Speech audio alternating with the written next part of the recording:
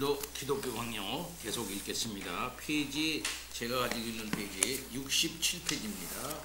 제5장 7항 하나님을 아는 지식이 우주의 창조와 그 지속적인 운행에서 7번 사람을 향한 섭리에서 나타나는 하나님의 역사하심. 우주에 하나님의 권능이 나타났다 이거예요.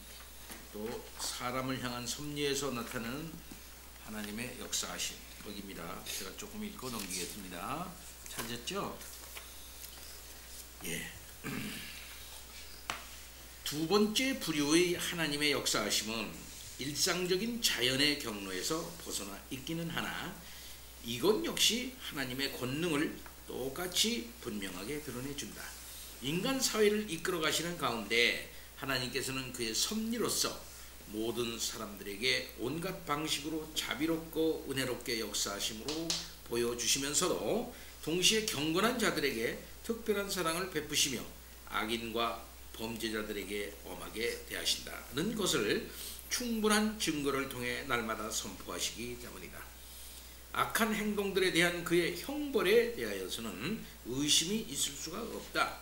하나님은 선한 사람들의 삶을 복으로 번성케 하시며 그들의 고통을 가라앉히시며 그들의 고난을 가볍게 하시고 모든 일에서 그들에게 구원을 베푸심으로 자신이 친히 무지한 자를 보호하시고 갚으시는 분이심을 분명하게 보여주신다.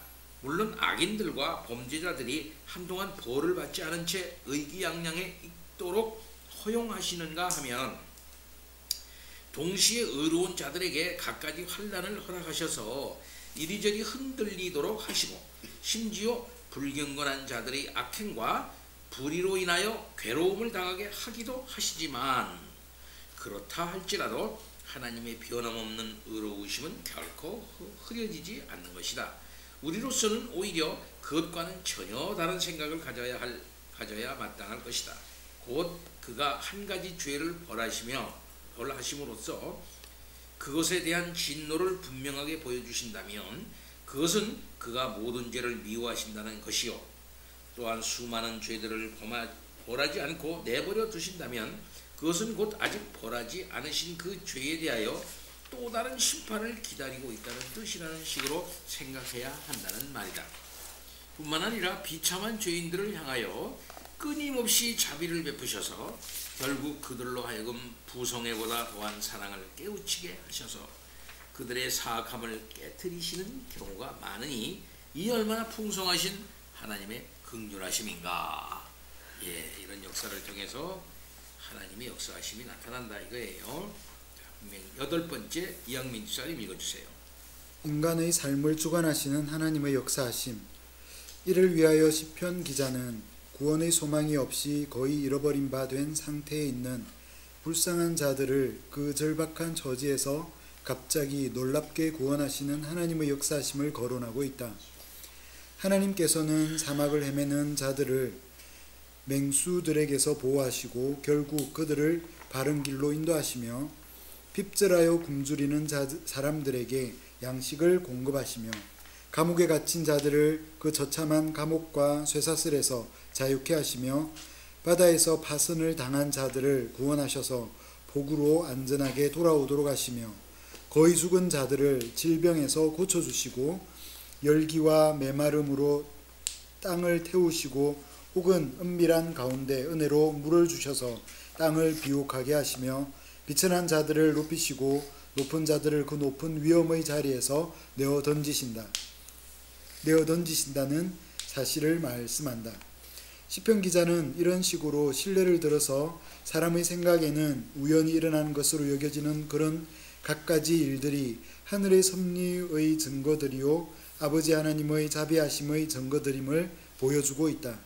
그러므로 경건한 자들로서는 마땅히 기뻐하고 즐거워해야 하며 사악한 자들과 버림받은 자들로서는 입을 봉할 수밖에 없는 것이다. 그러나 대부분의 사람들이 자기들의 오류 속에 파묻혀서 이 찬란한 광경에 대해 눈먼 상태에 있으므로 시편 기자는 이러한 하나님의 역사하심을 지혜롭게 간파하는 것이야말로 아주 드문 특별한 지혜임을 외치고 있는 것이다. 과연 수많은 사람들이 다른 면에서 아주 예리한 시각을 갖고 있으면서도 그것을 깨닫는 시각이 없기 때문에 그것을 보면서도 전혀 유익을 얻지 못하는 것이 현실이다. 하나님의 영광이 그토록 찬란하게 비치고 있건만 그것을 진정으로 바라보는 사람은 100사람 중 하나도 되지 못하는 것이다. 그러나 하나님의 권능이나 그의 지혜는 결코 어둠 속에 감추어져 있는 것이 아니다. 도저히 어찌할 수 없을 것처럼 보이는 악인의 격렬한 분노가 한순간에 무너져 내리고 그들의 오만함이 사라지고 강력하기 거지없던 그들의 요새들이 파괴되어 버리고 그들의 병기들이 산산조각 나고 그들의 힘이 꺾이고 그들의 책략이 수포로 돌아가 버리고 하늘을 찌를 것처럼 날뛰던 그들의 오만함이 땅바닥에 떨어지는 데에서 하나님의 권능이 여실히 드러난다. 그리고 반대로 가난한 자들이 먼지더미에서 일어나며 궁핍한 자들이 거름더미에서 일어나는 데에서도 눌리고 억압당하는 자들이 그 극한 환난에서 구원함을 받는 데에서도 절망 가운데 있는 자들이 선한 소망을 회복하는 데에서도 힘없이 연약한 자들이 막강한 힘을 자랑하는 자들에게서 승리를 탈취하는 데에서도 똑같이 하나님의 권능이 드러나는 것이다. 뿐만 아니라 모든 것을 가장 적절한 시기에 공급하셔서 강교한 세상의 지혜자들을 혼란스럽게 하시는 데에서도 또한 지혜 있는 자들로 하여금 자기 꾀에 빠지게 하시는 데에서도 하나님의 지혜의 탁월함이 나타난다. 요컨대 하나님께서는 가장 좋은 방식으로 처리하지 않으시는 것이 하나도 없는 것이다. 인간 삶에 하나님이 주관적으로 역사하시는 하나님 아버지시다. 그의 권능이 뚜렷이 그런 방면에서 인간의 삶의 이런저런 모습 속에서 나타난다 이거예요. 아홉 번째, 하나님을 아는 지식에 이르는 올바른 길 제용이. 하나님의 위엄을 밝히고 입증해주는 증거들을 제시하기 위하여 구태여 길게 수고스럽게 논지를 전개할 필요가 없다. 하나님의 위엄이 눈으로 관찰하고 손가락을 만져볼 수 있을 만큼 분명하게 드러나 있다는 것을 우리가 앞에서 임의로 제시한 몇 가지 실례들을 통해서 확실하게 알 수 있기 때문이다. 여기서 또다시 우리가 명심해야 할 것은 우리가 가져야 할 하나님을 아는 지식은 그저 헛된 사색을 만족시켜주며 머리에만 합당한 그런 지식이 아니라 정당하게 받아 마음에 뿌리를 내려서 열매를 맺게 되는 그런 지식이라는 점이다. 주께서는 그의 권능으로 자신을 드러내시며 우리는 우리들 속에서 그 힘을 느끼며 그 은혜를 누리고 있다. 그러므로 하나님을 아는 참된 지식이 있는 경우에는 혹시 아무런 지각도 오지 않는 그런 하나님을 상상하는 경우보다도 그 지식에 의해서 훨씬 더 깊은 영향을 받기 마련인 것이다. 따라서 하나님을 찾아가는 건 가장 온전한 방법이요 또한 가장 적절한 순서는 대담한 호기심으로 하나님의 본질까지 뚫고 들어가 조사하기를 시도하는 것이 아니라 하나님의 본질은 세심하게 탐구할 대상이 아니라 찬송하여야 할 대상이다. 그가 친히 우리에게 가까이 친근하게 다가오시고 또한 어떠한 점에서 잘 길을 전하시는 바 그의 역사하심 속에서 그를 바라보는 것이다. 하나님께서 그의 인자하심의 능력으로 우리들 각자의 속에 거하심으로 우리가 그를 멀리서 찾을 필요가 없다는 사도의 말씀이 바로 이를 두고 하는 말씀인 것이다. 그렇기 때문에 다윗은 먼저 하나님의 말할 수 없는 위대하심을 고백한 다음 그의 역사하시는 일들을 계속해서 언급하면서 하나님의 위대하심을 자기가 선포할 것임을 말하고 있는 것이다. 그러므로 우리로서는 이와 같은 방향으로 하나님을 찾기를 계속하는 것이 합당한 일이다. 이렇게 하나님을 찾아갈 때 우리의 영혼이 격리 속에 잠기게 되고 또한 동시에 우리의 깊은 곳에서부터 감동이 일어나게 될 것이다.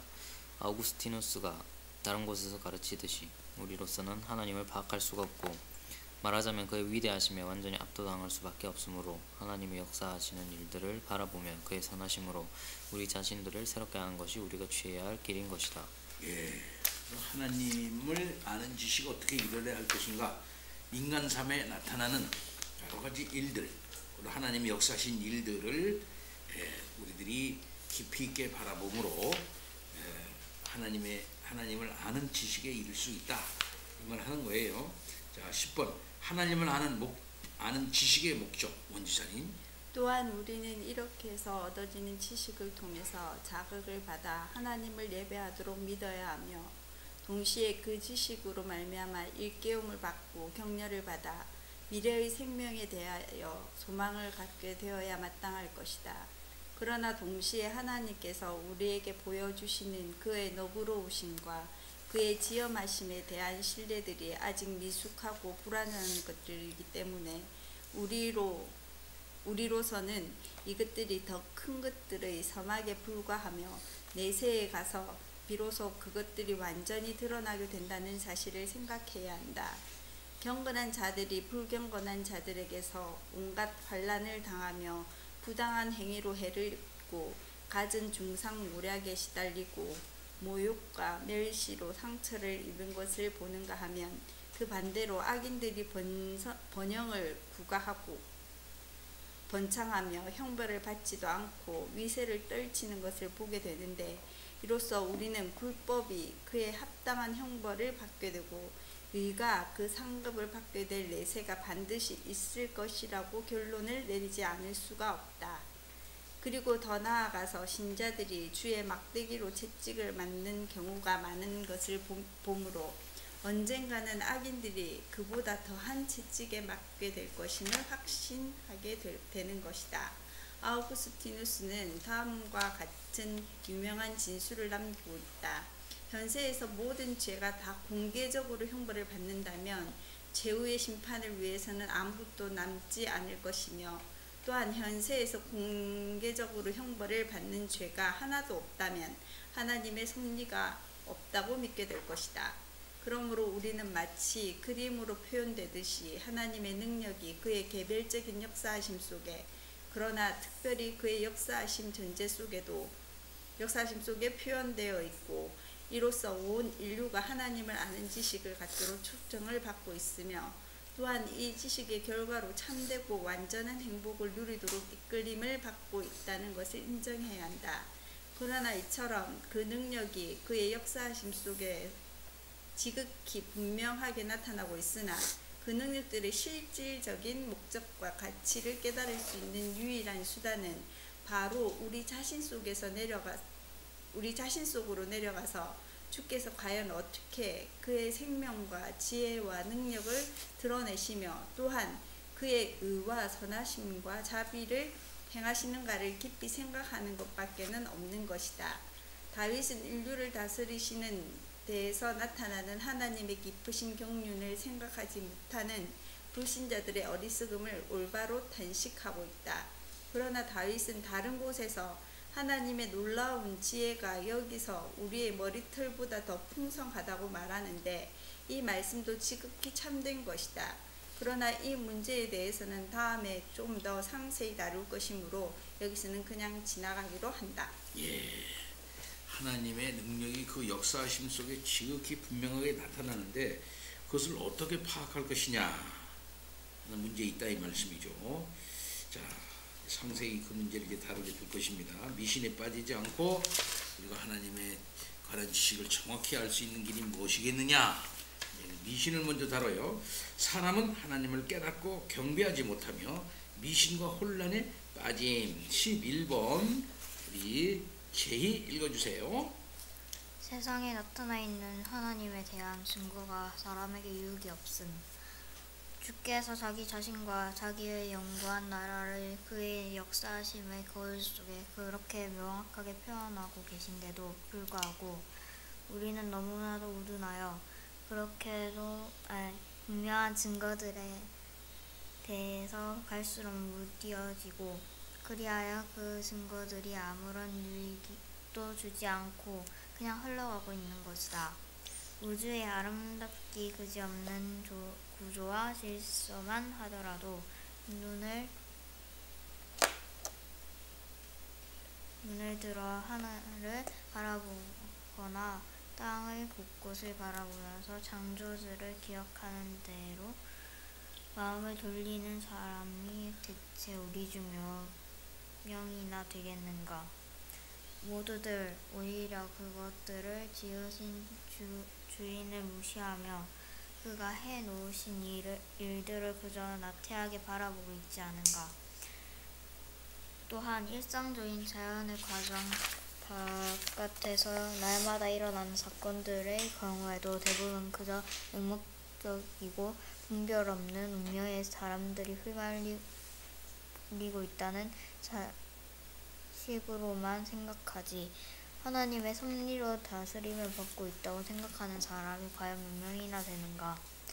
때로는 이런 일들에게 이끌림을 받아 하나님을 바라보게 되는 일도 있다.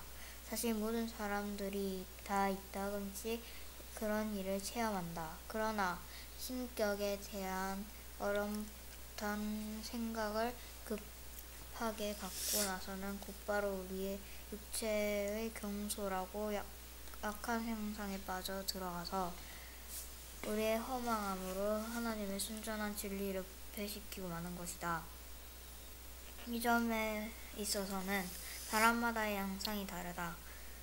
사람마다 각기 자기만의 특별히 지니고 있는 오류가 있기 때문이다. 그러나 유일하신 참 하나님을 괴사한 가공물과 바꿔놓는다는 점에서는 우리 모두가 다 똑같다. 비단 무식하고 야만적인 사람들뿐만 아니라 여러 가지 면에서 지극히 탁월함에 예의한 분별력을 갖춘 사람들까지도 똑같이 이 질병에 감염되어 있는 것이다. 철학자들의 집단 전체가 이런 점에서 자기들의 어리석음과 지각 없음을 얼마나 잘 드러내는지 모른다. 철저하게 바보처럼 행동하는 다른 철학자들에 대해서는 굳이 이야기하지 않더라도 철학자들 가운데 가장 종교적이고 사려 깊은 플라톤까지도 자신이 고안해낸 둥근 공 속에 완전히 빠져서 헤맸던 것이다. 사람들에게 바른 길을 제시해야 할 지도자들부터 이처럼 방황하고 넘어지고 있으니 그들에게 지도를 받는 나머지 사람들은 과연 어떻겠는가? 마찬가지로 인간사가 경영되어 가는 것을 보면 하나님의 섭리가 있다는 것을 도저히 의심할 수가 없는데도 불구하고 그저 변덕스러운 운명의 장난으로 여기저기서 일들이 일어나고 있다고 믿는 것보다 실질적으로 전혀 나을 게 없는 것이 현실이다. 우리 모두가 허망함과 오류에 이끌리는 경향이 그렇게도 심한 것이다.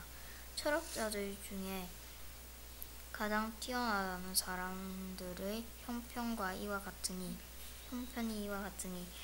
하나님의 진리를 미친 듯이 욕되게 하는 무식한 일반 대중의 상태는 도저히 가늠할 수 없을 정도인 것이다.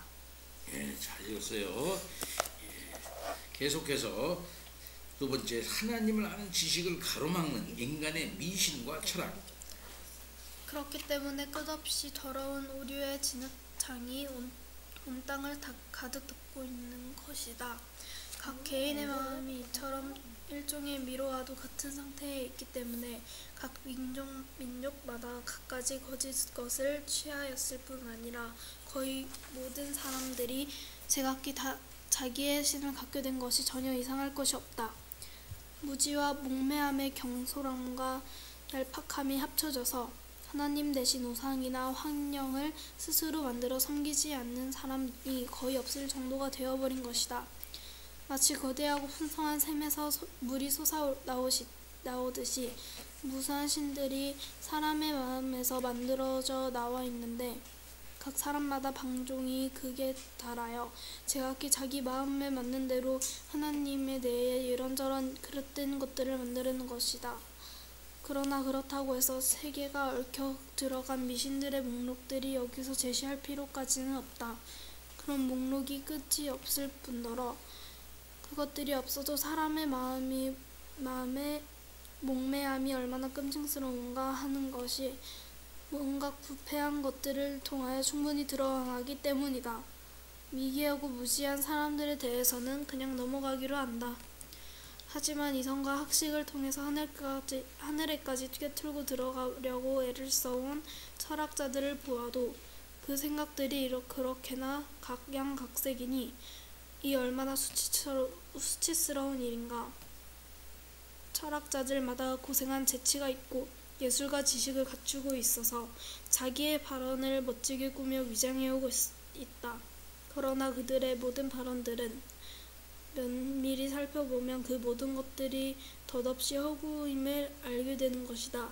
스토아 철학자들은 자연의 모든 부분에서 신의 여러 가지 명칭을 끌어낼 수 있으나 그렇게 해도 그 때문에 신의 단일성이 파괴되는 것은 아니라고 하며 자기들의 생각을 아주 분명하게 드러내었다. 그러나 이것은 마치 그들이 그렇게 온갖 신들을 무수하게 제시해도 우리가 더 격렬하게 오류 속에 휩쓸려 들어가지도 않고 헛된 것에 더 이끌리지도 않는다는 식의 생각과도 같은 것이다.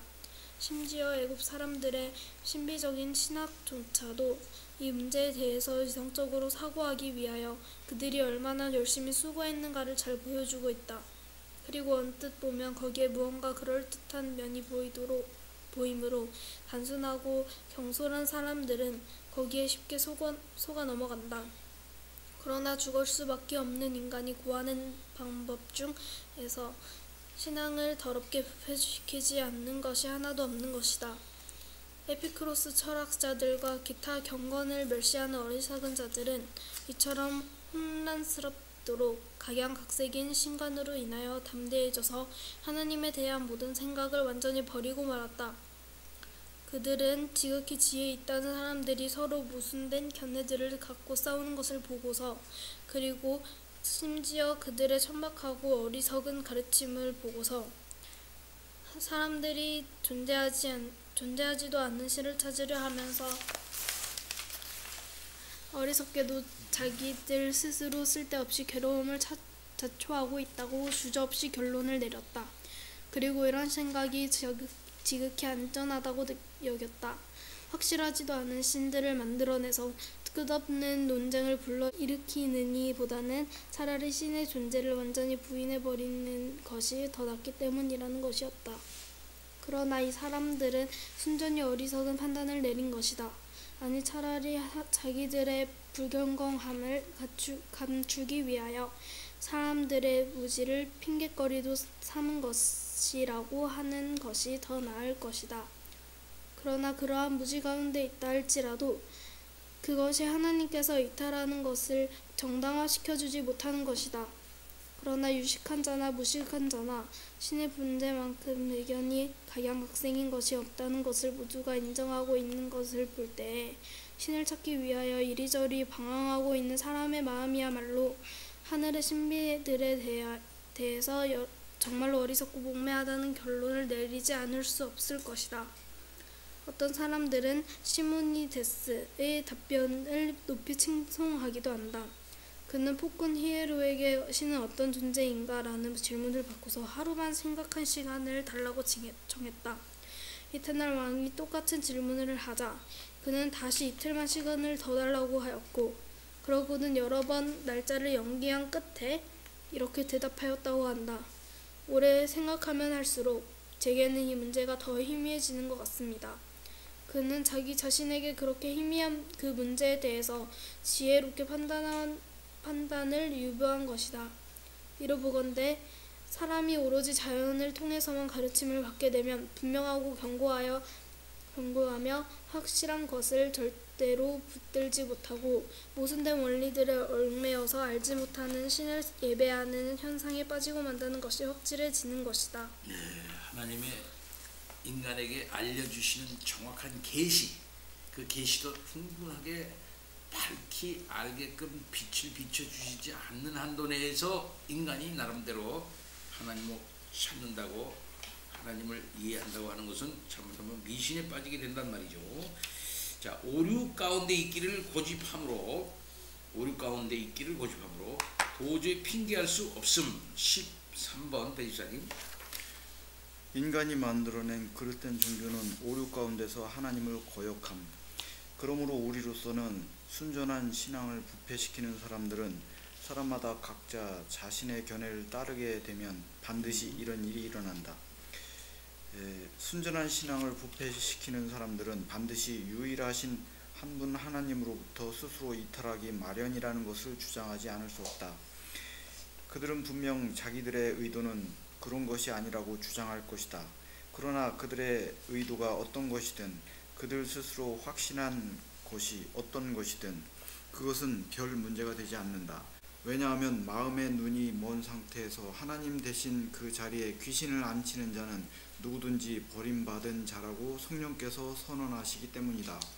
그렇기 때문에 바울은 참되신 하나님을 예배해야 한다는 것이 무엇인지를 복음에서 배우기 전에는 에베소 사람들이 하나님도 없는 자였다고 말하는 것이다. 이것은 비단 에베소 사람에게만 해당되는 것이 아니다. 다른 곳에서 바울은 우주를 지으신 데에서 창조주의 위엄이 모든 사람들에게 분명히 보여 알려졌는데도 모든 사람들의 생각이 허망하여졌다고 일반적인 의미로 진술하고 있다. 그렇기 때문에 성경은 참되고 유일하신 하나님을 위하여 길을 마련하기 위하여 과거의 이교도들이 신으로 떠받들던 모든 존재들을 거짓된 것으로 정죄하며 또한 시온산 위에는 그 어디에도 하나님의 임재가 없고 오직 시온산에서만 하나님을 아는 지식이 계속해서 번성할 것임을 말씀하고 있는 것이다. 그리스도 당시의 이방인들 중에는 사마리아 사람들이 참된 경건에 가장 근접해 있었던 것으로 보인다. 그러나 그리스도께서는 그들이 알지 못하는 것을 예배하고 있다고 말씀하신다. 그러니 그들 역시 헛된 오류에 속고 있는 상태였던 것이다. 요컨대 비록 모든 사람이 다 심각한 악행들을 범하거나 노골적인 우상 숭배에 빠진 것은 아니라 할지라도 그저 사람들의 공통적인 믿음에만 근거하여 세워진 종교는 결코 순전하고 온전할 수가 없는 것이다. 물론 일반 대중의 그 미친 짓에 완전히는 휩쓸리지 않은 소수의 사람들이 있을 수도 있겠지만 이 세상의 관원들이 하나님의 지혜를 깨닫지 못했다는 바울의 선언이 여전히 사실로 남아있기 때문이다. 가장 탁월하다는 사람들이 어둠 속에서 방황하고 있다면 나머지 미천한 사람들은 과연 어떻겠는가? 그러므로 성령께서 사람이 만들어낸 모든 예배를 타락한 것으로 여겨 거부하시는 것은 전혀 놀랄 일이 아닌 것이다. 하늘의 신비에 대하여 사람이 갖는 생각은 물론 항상 크나큰 오류를 낳는 것은 아니겠지만 그럼에도 불구하고 여전히 오류의 모체가 되는 것이다. 그리고 더 해로운 결과가 생기지는 않는다 해도 그저 닥치는 대로 알지 못하는 신을 예배한다는 것은 그 자체가 결코 가볍지 않은 죄인 것이다. 우리 주님 자신의 말씀을 볼 때 예배를 드려야 마땅한 하나님이 과연 누구이신지를 율법에서 가르침 받지 않은 모든 자들이 죄책을 지고 있는 것이다. 그리고 가장 탁월하다는 입법자들도 종교가 일반 대중의 합의에 기초하여 세워졌다는 사고에서 한 발자국도 더 나아가지 못한 것이 분명하다. 크세노폰에 의하면 소크라테스조차도 각 사람이 자기 조상들의 방식을 쫓아서 또한 자기가 속한 도시의 관습을 따라서 신들을 예배할 것을 명령한 아폴로의 신탁을 찬양하고 있는 것이다. 그러나 죽을 수밖에 없는 유한한 인간이 세상을 훨씬 뛰어넘는 문제에 대하여 자기들의 권위로 규정할 수 있는 권리가 어디에 있단 말인가? 조상들의 뜻이나 사람들의 관습을 그대로 묵인하고서 사람에게서 전해받은 신을 전혀 주저없이 그대로 받아들일 사람이 어디 있겠는가? 누구든지 다른 사람의 판단에 굴복하기보다는 자기 자신의 판단을 따르려 하는 법이다. 그러므로 하나님을 예배하는 문제를 규정하는 데 있어서는 도시의 관습이나 전통의 가르침은 경건의 끈으로서 너무도 허약하기 때문에 하나님께서 친히 하늘로부터 자기 자신을 증거하셔야만 하는 것이다. 하나님께서 자기 자신을 친히 증거하시는 방식에 근거하지 않고는 하나님을 온전히 알 수 없고 바른 믿음에 거할 수 없다 말씀이죠. 계시의 필연성, 하나님의 자기 계시의 필연성을 유추하고 확실하게 이제 얘기하고 있는 것입니다. 그러니까 하나님의 계시가 꼭 필요하다 이거지. 그렇지 않으면은 잘못 생각하고 그 다음에 미신에 빠지고 잘못된 믿음에 떨어질 수밖에 없다는 거예요. 14번째, 하나님의 영광이 자연에 밝히 나타나 있으나, 밝히 나타나 있는데 사람은 자기의 길을 고집하. 엄사님. 그러므로 피조세계가 그 지으신 분의 영광을 드러내기 위하여 그렇게도 많은 등불을 밝히고 있지만 우리에게는 그 모든 것이 그저 헛될 뿐이다. 그 등불들이 그 밝은 빛으로 우리를 온통 적셔주고 있지만 그것들 자체로서는 결코 우리를 올바른 길로 인도할 수 없는 것이다. 때때로 섬광을 바라는 것은 분명하지만 더 완전한 빛이 비치기 전에 사라지고 마는 것이다. 그렇기 때문에 사도는 세상을 가리켜 보이지 않는 것들의 형상이라 칭하면서 거기에 덧붙여서 믿음으로 모든 세계가 하나님의 말씀으로 지어진 줄을 우리가 아나니라고 말하는 것이다. 그의 말씀은 곧 눈에 보이지 않는 신적인 사실이 그런 광경들을 통해서 분명히 드러나기는 하지만 믿음으로 하나님의 내적 계시의 조명을 받지 않고서는 이것을 볼 수 있는 눈을 가질 수가 없다는 뜻이다. 또한 바울은 하나님을 알만한 것이 창조 세계에 분명히 드러나 있다고 가르치지만 사람의 분별력으로 그런 것을 깨달을 수 있다는 의미는 아니다. 오히려 그 사실로 인하여 사람이 핑계할 수 없는 상태에 있다는 것을 보여주는 것일 뿐 그 이상의 의미가 없다는 것이다. 바울은 또한 하나님이 우리 속에 거하심으로 그를 멀리서 찾을 이유가 없다고 말하면서도 다른 곳에서는 하나님이 그렇게 가까이 계시다는 것이 우리에게 어떤 효과가 있는가를 다음과 같이 말하고 있다. 하나님이 지나간 세대에는 모든 민족으로 자기들의 길들을 가게 방임하셨으나 그러나 자기를 증언하지 아니하신 것이 아니니 곧 여러분에게 하늘로부터 비를 내리시며 결실기를 주시는 선한 일을 하사 음식과 기쁨으로 여러분의 마음에 만족하게 하셨느니라. 하나님께서는 구태여 증거가 필요 없으시면서도 친히 갖가지 자비하신 역사하심으로 사람들을 그를 아는 지식으로 이끄시지만 사람들은 오히려 자기들 마음대로 나아가기를 즉 치명적인 오류를 범하기를 그치지 않는 것이다. 네, 하나님께서는 계속 자기 자신을 계시하셔 자연 속에서 계시하시죠. 그럼에도 불구하고 인간은 자기 마음대로 그걸 판단하고 그렇게 한다의 말씀이죠. 그야말로 하나님의 내적 계시의 조명을 받지 않고서는 하나님의 온전히 판단할 수가 인식할 수가 없는 것이다. 15번 이옥복 씨. 하나님을 인정하지 않는 사람의 처신은 변명의 여지가 없음.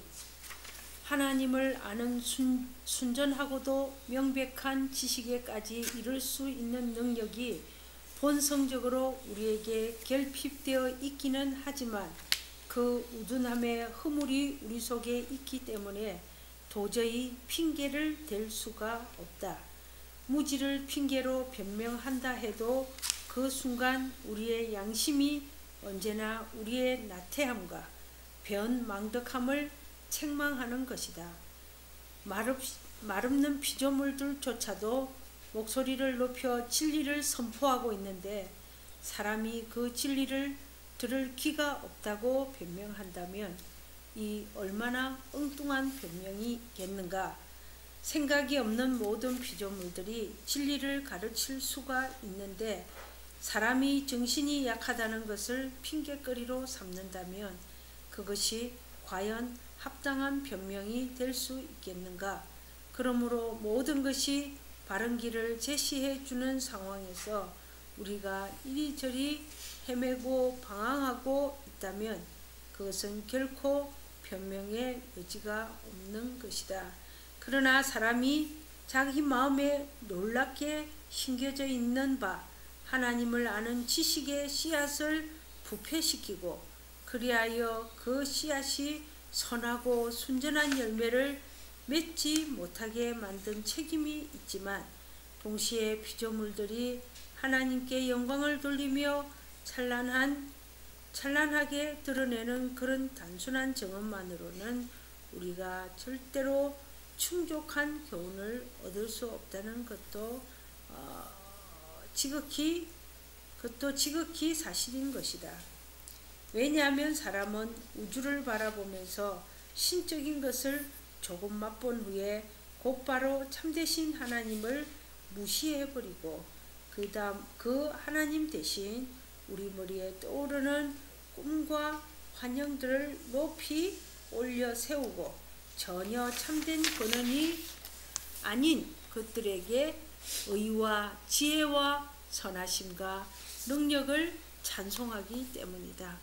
더 나아가서 하나님께서 날마다 행하시는 역사를 악의로 판단함으로써 그 역사하심을 흐리게 하고 뒤집어 엎어서 그 영광을 탈취하며 또한 그 역사하심의 주인이신 하나님이 마땅히 받으셔야 할 찬송을 그에게서 빼앗고 있는 것이다. 예.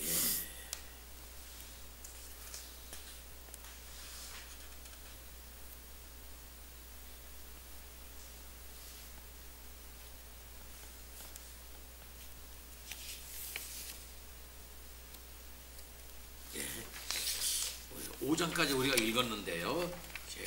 이렇게 인간이 하나님께서 자연 속에서 모든 피조물 속에서 하나님 되심과 하나님의 역사심이 이렇게 충분히 계시가 되어지고 또 그렇게 하고 있음에도 불구하고 인간은 그것을 오해하고 받아들일 수가 없고 이렇게 오히려 미신으로 그것을 갖다 부패시키는 그런 일들이 있다 이 말이죠. 하나님께서 주시는 충분한 계시, 하나님께서 가르쳐 주시는 그 계시를 통하지 않고서는 믿음을 가질 수가 없다. 그렇다면 어떻게 그러면은 이 하나님이 이 계시하신 이 풍성한 피조물을 통해서 계시하신 일반은 정도를 충분히 읽을 수 있고 판독할 수 있겠는가? 무엇을 가지고 그렇게 할 수가 있겠는가? 안내자가 필요한 거 아니에요? 그것이 뭐냐? 이것이 성경이라고 칼빈은 얘기하고 있는 것입니다. 그래서 성경이라는 안목, 성경이라고 하는 이 안경을 눈에다 끼고서 피조 세계를 보고 하나님의 역사를 보지 않고는 전혀 알 수가 없다. 하고 이제 얘기를 하게 되는 것이 이제 6장이에요. 6장 앞부분만 읽고 마칩니다. 들어가기만 하고요. 6장 창조주 하나님께로 나아가는 데는 성경이라는 안내자와 교사가 필요한 1번 성경이 하나님을 깨닫는 확실한 수단이 성경으로 하나님을 깨닫지 않고서는 피조세계에 나타난 하나님의 영광과 하나님의 계시를 알 수가 없다는 거예요. 하늘에서나 땅 위에서나 모든 사람의 눈에 밝은 광채가 비치므로 사람들의 배은망덕에 대하여 변명의 여지가 없는 것이 분명한 사실이다. 하나님께서 한 사람의 예외도 없이 모두에게 자신의 임재를 그의 피조물 속에서 보여주셔서 온 인류를 동일한 정죄 아래 두시기 때문이다. 그러나 그렇다 할지라도 사람이 우주의 창조주이신 하나님께로 올바로 이끌림을 받기 위해서는 그보다 더 나은 또 다른 도움이 필요한 것이다. 그러므로 하나님께서 그의 말씀이라는 빛을, 여기 나오죠, 그의 말씀이라는 빛을 덧붙여 주셔서 사람에게 그 자신을 알게 하여 구원에 이르도록 하시고, 또한 그로 말미암아 하나님께로 더 가까이 더 친근하게 나오는 자들에게 특권을 베푸신 것이 전혀 헛된 일이 아닌 것이다. 하나님은 모든 사람의 마음이 이리저리 방황하는 것을 보시고서 유대인들을 자기의 친백성으로 삼으신 후에 그들로 다른 사람들처럼 망각 속에 빠져들어가지 않도록 하기 위해서 그들 주위에 울타리를 쳐주셨다. 또한 하나님은 우리에게도 그와 똑같은 방법으로 하나님을 아는 순전한 지식 속에 붙들어 두셨는데 거기에도 그만한 이유가 있다. 그렇게 하지 않으면 다른 모든 사람들 앞에서 든든히 서 있는 것 같은 사람도 곧바로 넘어지고 말 것이기 때문이다. 가령 노인이나 눈이 흐린 사람 혹은 시력이 좋지 못한 사람에게 아무리 훌륭한 책을 내어놓는다 해도 그 사람들은 그것이 좋은 책이라는 것을 인정하면서도 눈이 흐리기 때문에 그 두 단어도 연달아 읽지를 못할 것이다. 그러나 안경의 도움을 받으면, 여기 안경의 도움을 받으면 아주 또렷하게 그 책을 읽어 내려갈 수가 있을 것이다. 이와 마찬가지로 하나님에 관한 갖가지 혼란스러운 지식을 우리 마음에 제대로 모아주며 우리의 우둔함을 몰아내고요, 참되신 하나님을 분명하게 보여주는 것이 바로 성경인 것이다. 하나님께서는 교회를 가르치기 위해 그저 우둔한 교사들만을 사용하는 것이 아니라 친히 자기의 거룩하신 입술을 여시니 이는 과연 특별한 선물이 아닐 수 없다. 친히 하나님께서 입술을 여신다는 거예요. 하나님께서는 택한 자들을 가르치사 그저 어느 한 신을 어렴풋이 바라보게 하시는 것이 아니라 그들이 바라봐야 할 참 하나님이 바로 자신임을 분명히 보여주는 것이다. 하나님은 태초부터 자기 교회를 위하여 이를 계획하셨고 그리하여 갖가지 일상적인 증거들 이외에 하나님의 말씀을 주셨으니 이 말씀이야말로 하나님을 깨닫는 데 필요한 더 직접적이어도 더 확실한 수단인 것이다. 하나님의 말씀이야말로 하나님을 깨닫는 직접적이고도 확실한 수단이라는 거죠. 아담과 노아, 아브라함 및 족장들이 이러한 도움을 받아서 불신자들과는 달리 하나님을 아는 친밀한 지식을 갖게 되었다는 것은 의심의 여지가 없는 사실이다. 그러나 아직은 그들로 하여금 영생의 소망에 이르게 한 그 특수한 믿음의 교리를 염두에 두는 것이 아니다. 물론 그들이 죽음에서 벗어나 생명에 이르기 위해서는 하나님을 창조주로서만이 아니라 구속주로서도 깨닫는 것이 반드시 필요했고 그들은 분명 말씀을 통해서 이 두 가지 지식에 이르렀을 것이 분명하다. 순서적으로 볼 때 세상을 지으시고 다스리시는 하나님을 깨닫는 그런 유의 지식이 먼저 주어졌고 그 다음에 죽은 영혼을 살리시는 유일한 지식, 곧 하나님을 우주의 창조주요 모든 만물의 주인이시오 통치자로서만이 아니라 중보자 안에 계신 구속주로 아는 그러한 보다 친밀한 내적인 지식이 뒤따라 주어진 것이다. 그러나 그러한 지식은 세상의 타락과 자연의 부패에 대해서 논의하지 못한 상태이기 때문에 이러한 타락과 부패의 치유에 대한 논의는 후에 진행하도록 하겠다. 그 나머지 부분 24님 읽어주세요. 그러므로 독자들은 하나님이 아브라함의 자손들과 맺으신 그 언약이나 또는 신자들을 불신자들과 항상 구별지어온 그 교리는 그리스도 안에서 세워지는 것이므로 그것에 대해서는 아직 논의하지 않을 것임을 기억해야 할 것이다. 여기서 말하고자 하는 것은 다만 우주의 창조주이신 하나님을 다른 온갖 거짓신들과 구별해주는 확실한 증표들을 배우기 위해서는 반드시 성경으로 돌아가야 한다는 것이다. 그리고 정상적인 순서를 따라 논의해 가다 보면 후에 구속의 문제에 대한 논의로 이어지게 될 것이다. 또한 이렇게 논의를 진행해 가는 동안 신약 성경이나 혹은 율법서와 선지서에서 그리스도를 명확하게 언급하는 여러 가지 증거들을 다루게 될 것이다. 그러나 이러한 모든 논의의 목적은 우주를 지으신 하나님이 성경 속에서 우리에게 분명히 계시되어 있고 우리가 그분에 대해서 생각해야 할 것이 거기에 명시되어 있으므로 우리가 마치 미로 속을 방황하듯이 어떤 불확실한 신을 찾느라 헤매고 다닐 필요가 없다는 사실을 보여주는 데 있는 것이다. 구속주에 대해서는 나중에 얘기할 것이지만 먼저 창조주 되시는 하나님을 확실하게 알기 위해서는 성경의 안내가 꼭 필요하다. 성경의 안내를 받지 않으면 결단코 하나님을 온전히 알 수가 없는 것이다. 그래서 우리들에게 성경을 주셨다. 이렇게 말씀하는 거죠. 성경의 안내를 꼭 받아야 되겠죠? 그죠?